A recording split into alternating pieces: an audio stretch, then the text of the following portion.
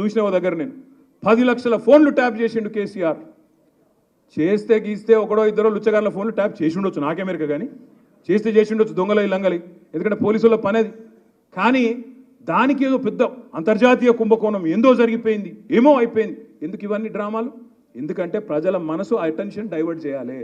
దేని మీదకి డైవర్ట్ చేయాలి? రైతు బంధు ఇస్తలేదన్న దాని మీకు డైవర్ట్ చేయాలి, మహిళలకు 2500 వస్తలేదన్న దాని మీకు డైవర్ట్ చేయాలి, పెద్ద మనుషులకు 4000 పెన్షన్ వస్తలేదన్న దాని మీకు వెళ్ళి అటెన్షన్ డైవర్ట్ చేయాలి. దేని మీదకి తిప్పాలి దీన్నంతా? అగో ఏదో జరిగిపోయిందట, కుంభకోణమట, లంబకోణమట. అరే రేవంత్ రెడ్డి గారు, ముఖ్యమంత్రిగా నువ్వే ఉన్నావు, చేతనైతే దమ్ముంటే ఈ లీకులు బంద్ చేసి చర్యలు తీసుకునేది ఉంటే తీసుకో, మేము వద్దంటలేం. కానీ ఈ పనికి మాలిన డ్రామా లాపు. చూసిన ఓ దగ్గర నేను 10 లక్షల ఫోన్లు ట్యాప్ చేసిండు కేసీఆర్. చేస్తే గీస్తే ఒకడో ఇద్దరో లుచ్చగాళ్ళ ఫోన్లు ట్యాప్ చేసి ఉండొచ్చు, నాకెమెరిక కానీ చేస్తే చేసి ఉండొచ్చు దొంగలు లంగలి, ఎందుకంటే పోలీసుల పనేది. కానీ దానికి ఏదో పెద్ద అంతర్జాతీయ కుంభకోణం ఏందో జరిగిపోయింది, ఏమో అయిపోయింది. ఎందుకు ఇవన్నీ డ్రామాలు? ఎందుకంటే ప్రజల మనసు అటెన్షన్ డైవర్ట్ చేయాలి. దేని మీదకి డైవర్ట్ చేయాలి?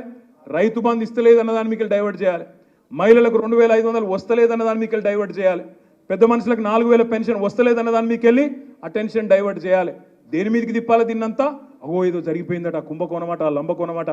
అరే రేవంత్ రెడ్డి గారు, ముఖ్యమంత్రిగా నువ్వే ఉన్నావు, చేతనైతే దమ్ముంటే ఈ లీకులు బంద్ చేసి చర్యలు తీసుకునేది ఉంటే తీసుకో, మేము వద్దంటలేం.